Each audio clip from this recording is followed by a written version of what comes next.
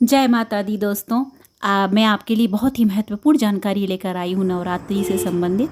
तो मेरी जो बहनें हैं, माताएं हैं, नवरात्रि पूजा करेंगी तो वह इन विशेष बातों का अवश्य ध्यान रखें। बहुत ज़रूरी है, बातें हमारे सनातन धर्म से जुड़ी हुई हैं, शास्त्रों के अंतर्गत हैं यह बातें, तो आप ध्यान से सुनिएगा। यदि आप व्रत के दिन, नवरात्रि के दिन आप जब व्रत शुरू करते हैं और आप सर धोते हैं यदि, तो बहनों इतना याद रखिएगा कि आप अपने जो बाल हैं सर के, वह पूरी तरह सुखा लीजिएगा। सर के बालों से पूजा करते समय कभी भी पानी नहीं टपकना चाहिए। यह बहुत ही बड़ा दोष माना जाता है। तो आप याद रखिएगा, यदि आप बाल धोते हैं तो बालों को अच्छी तरह से सुखा लीजिएगा और कभी भी बाल खोलकर पूजा नहीं करना चाहिए। देखिए, आजकल फैशन में हर चीज़ में महिलाएं बाल खोलकर पूजा करती हैं। वह अपनी अपनी इच्छा है, लेकिन यदि आप धर्म से संबंधित और धर्म के अंतर्गत चलते हुए आप पूजा पाठ करना चाहते हैं, आप सनातन धर्म के हैं, तो आपको यह कुछ बातें याद रखना चाहिए। देखिए, रही बात खुले बालों की, तो वह आप शाम के समय खुले बाल करके घूमने जा सकते हैं, दर्शन करने जाएं तो जा सकते हैं। लेकिन जब आप पूजा पाठ करेंगे, सुबह माता का जल चढ़ाने जाएं या पाठ करें, घर पर नवरात्रि की पूजा करें, तो आपको बाल बांध कर ही पूजा करनी चाहिए। और आपको सिर पर कपड़ा या चुनरी, दुपट्टा, साड़ी पहने हैं तो उसका पल्लू आपको सिर पर अवश्य ढकना चाहिए। बिना सर ढके पूजा नहीं करना चाहिए, चाहे जेंट्स हों या लेडीज़ हों, औरत हो पुरुष हो, कोई भी हो, अपने सिर पर कपड़ा रखकर ही पूजा करना चाहिए। तो यह बात आप याद रखिएगा, क्योंकि यदि बाल खोलकर पूजा करते हैं तो वह आसुरी पूजा कहलाती है। और दूसरी बात, जिस आसन पर आप पूजा करेंगे 9 दिन तक आपको एक ही आसन का उपयोग करना है। उसी आसन पर, और जिस जगह आप बैठकर पाठ करेंगे, पूजा करेंगे, उसी जगह बैठकर आपको 9 दिन तक आपको पूजा पाठ करना है। तो यह विशेष ध्यान रखिएगा।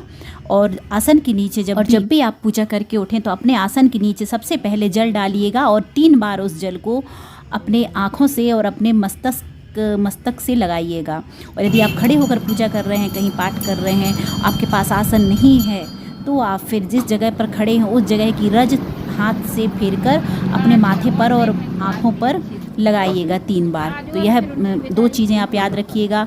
तीसरी चीज़ है, यदि आप दुर्गा सप्तशती का पाठ नहीं कर सकते, आपके पास टाइम नहीं है, आपको पढ़ने में कठिनाई होती है, तो आप कवच, अर्गला और कीलक, यह 3 पाठ आप कर सकते हैं। कवच, अर्गला, कीलकम, यह 3 पाठ आप कर सकते हैं। लेकिन यदि आप यह 3 भी नहीं कर सकते हैं तो आप फिर दुर्गा सप्तश्लोका का पाठ कर सकते हैं। दुर्गा सप्तश्लोका का पाठ करने से आपको दुर्गा सप्तशती का पूरा फल प्राप्त हो जाता है। कवच, अर्गला, कीलक, यह 3 पाठ करने से भी हमें दुर्गा सप्तशती का पूरा फल प्राप्त हो जाता है। आप यह तीनों पाठ 9 दिन तक कर सकते हैं। लेकिन यदि आप यह भी करने में सक्षम नहीं है तो फिर आप दुर्गा सप्तश्लोका का पाठ कर सकते हैं, उससे भी आपको दुर्गा सप्तशती का फल प्राप्त होता है। और यदि आप दुर्गा सप्तश्लोका का भी पाठ नहीं कर सकते हैं तो फिर आप सिद्ध कुंजिका स्तोत्र का पाठ तो अवश्य करिएगा 9 दिन तक। कहते हैं सिद्ध कुंजिका स्तोत्र पाठ मात्रेण दुर्गा फलम लभेत, उससे दुर्गा पाठ का हमें पूरा फल प्राप्त होता है, सिद्ध कुंजिका स्तोत्र मात्र का पाठ करने से। और आसन के नीचे जल डालना नहीं भूलिएगा, नहीं तो आपकी पूजा का सारा फल इंद्रदेव को चला जाता है। इसलिए आसन के नीचे जल डालना अति आवश्यक है। यह 3 चीज़ें बताई मैंने आपको। चौथी चीज़ है, जब भी आप पूजा करते हैं तो आपको पवित्रता का और शुद्धता का ध्यान रखना है। आपको शुद्ध वस्त्र पहनकर, नहा धोकर, यदि आप वॉशरूम वगैरह गए हैं बीच में पूजा के बाद, जैसे आपने सुबह नहाया, पूजा की, उसके बाद दोपहर में आप बीच में वॉशरूम वगैरह गए हैं, तो आपको क्या करना है, आपको स्नान जरूर करना है शाम को। तो 9 दिन तक आप इतना कर सकते हैं। और अभी तो गर्मी का समय है तो स्नान करने में कोई परेशानी भी नहीं होगी। तो आप शुद्धता का ज़रूर ध्यान रखिएगा। और मेरी बहनों, आप पूरा श्रृंगार करके माता का पूजन कीजिएगा। हम माता को खुद सदा सुहागन का जो जितना भी श्रृंगार होता है वह माता को हम समर्पित करते हैं। तो फिर हम खुद भी ऐसे कैसे पूजा कर सकते हैं बिना मांग भरे, बिना चूड़ी, बिना बिछिया, बिना पायल पहने। तो आप इतना याद रखिएगा, आप कम से कम हाथ में चूड़ी और माथे पर बिंदी और मांग में सिंदूर और गले में मंगलसूत्र, यह और पाँव में पायल बिछिया, यह ज़रूर आप पहनिएगा 9 दिन तक। पाँव में महावर भी लगाइएगा। आप पूरे श्रृंगार करके माता का पूजन कीजिएगा। बिना श्रृंगार के माता का पूजन नहीं किया जाता। और आप श्रृंगार करके अच्छे तैयार होकर माता के सामने जाएंगी तो माता बड़ी प्रसन्न होंगी। तो यह कुछ कुछ बातें हैं जो आपको याद रखना है। और एक बात और मेरी बहनों, देखिए आजकल सभी लोग बताते हैं कि महिलाओं को हवन करना चाहिए। नवरात्रि का आपने व्रत किया, पाठ किया, उसके बाद आपको हवन करना चाहिए। लेकिन हमारे शास्त्रों में लिखा है, मनुस्मृति में लिखा है कि महिलाओं को हवन नहीं करना चाहिए।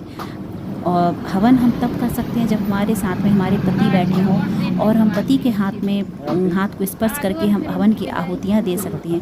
लेकिन अकेले में महिलाओं को कभी भी यज्ञ या हवन नहीं करना चाहिए, उसका कोई फल प्राप्त नहीं होता है। तो आप यदि जब हवन करें तो हो सके तो अपने पति को, या पति नहीं है तो पुत्र को आप अपने साथ अवश्य बैठाइएगा। नहीं तो आप जो आजकल धूप कप आते हैं, जो वो गाय गोबर के कंडे के कौन से शामरानी कप कहते हैं, उस टाइप के कप लेकर उनको आप जला सकते हैं। और आप घी की 4-5 आहुतियाँ डाल सकते हैं। लेकिन आप हवन मत कीजिएगा, बाकी आपकी इच्छा है। लेकिन हमारे सनातन धर्म में यही है कि महिलाओं को हवन नहीं करना चाहिए। बाकी आप यदि अपने घर में ब्राह्मण से पूजा करा रहे हैं तो फिर और भी अच्छा है। ब्राह्मण खुद ही आपके घर में हवन करेंगे मंत्रों सहित, तो आपको बहुत अच्छा रहेगा। लेकिन महिलाओं को अकेले में हवन नहीं करना चाहिए, बस यह शास्त्रों में बताया गया है। और आपको एक बात और याद रखना है, आपको नारियल नहीं फोड़ना है। महिलाओं को नारियल नहीं फोड़ना चाहिए, क्योंकि नारियल हम बलि के रूप में नारियल चढ़ाते हैं प्रभु को। और महिलाएं वंश की वृद्धि करती हैं, तो नारियल जो होता है वह बीज होता है एक, तो हम अपने हाथों से नारियल को नहीं फोड़ सकते हैं, क्योंकि हमारे वंश का नाश करता है। नहीं तो यह हमारे शास्त्रों में लिखा है जी। कहीं कहीं महिलाएं नारियल फोड़ती हैं, जी हाँ। लेकिन यदि आप सनातन धर्म के हैं तो सनातन धर्म में यही बताया गया है शास्त्रों में कि महिलाएं नारियल को नहीं फोड़ती हैं। तो आपको नारियल नहीं फोड़ना है नवरात्रि में, तो आप याद रखिएगा। और एक बात और, यदि आपको कोई मंत्र नहीं आता है, आपके घर में ब्राह्मण नहीं आ रहे हैं पूजा करने के लिए, आपको स्वयं पूजा करना है और आपको कोई मंत्र नहीं आता, जैसे आप दीप जलाएंगे, माता की आरती करेंगे, आप भोग लगाएंगे, आपको मंत्र नहीं आता है, तो कोई बात नहीं है। आप सिर्फ ओम दुम दुर्गाय नमः बोलकर ही सारी पूजा कर सकते हैं। आप जब आरती करें तब भी ओम दुम दुर्गाय नमः बोल सकते हैं, भोग लगाएं तब भी ओम दुम दुर्गाय नमः बोल सकते हैं, आप दीप प्रज्वलित करें तब भी ओम दुम दुर्गाय नमः बोल सकते हैं, कलश स्थापना करें तब भी ओम दुम दुर्गाय नमः बोल सकते हैं। तो आप ओम दुम दुर्गाय नमः यह मंत्र बोलकर आप पूरी पूजा कर सकते हैं। तो यह छोटी छोटी बातें हैं मैं जो आपके लिए लेकर आई हूँ, यह महत्वपूर्ण जानकारियाँ हैं। और आपको एक बात का और ध्यान रखना है विशेष, यदि आप नवरात्रि का व्रत कर रहे हैं, चाहे पुरुष हो या महिला हो, तो आपको अपने बाल नहीं कटवाना है। पुरुषों को अपनी दाढ़ी नहीं बनवाना है, बाल नहीं कटवाना है। और ऐसे ही महिलाओं को भी बाल नहीं कटवाना है, और पुरुष और महिला दोनों को नाखून नहीं काटना है अपने। और प्याज लहसुन का आपको खाने में इस्तेमाल नहीं करना है। और यदि हो सके तो आप यह नियम ज़रूर फॉलो कीजिएगा।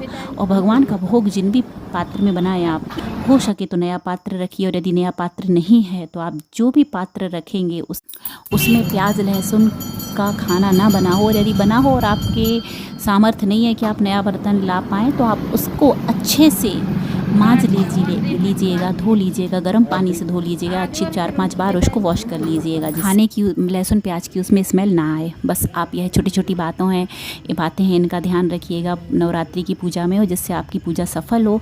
माता रानी आपके सारे कष्ट दूर करें, आपके घर परिवार पर कृपा दृष्टि बनाए रखें, आपकी यह नवरात्रि मंगलमय हो और माता रानी आपको फलने फूलने का आशीर्वाद देकर जाएं। वीडियो पसंद आए दोस्तों प्लीज़ एक लाइक अवश्य कर दीजिएगा, हो सके तो सब्सक्राइब भी कर दीजिएगा। मेरे ख्याल से मैं उपयोगी जानकारी लेकर आई हूँ आपको धर्म के अनुसार, तो आपको जानकारी अच्छी लगी हो और भी लोगों तक पहुँचाइएगा और मेरा साथ दीजिएगा, और जो भी गलतियाँ हो क्षमा कीजिएगा। और यदि आपके कोई सवाल हो तो आप कमेंट बॉक्स में बस पूछिएगा, मैं आपका जवाब देने की पूरी कोशिश करूँगी।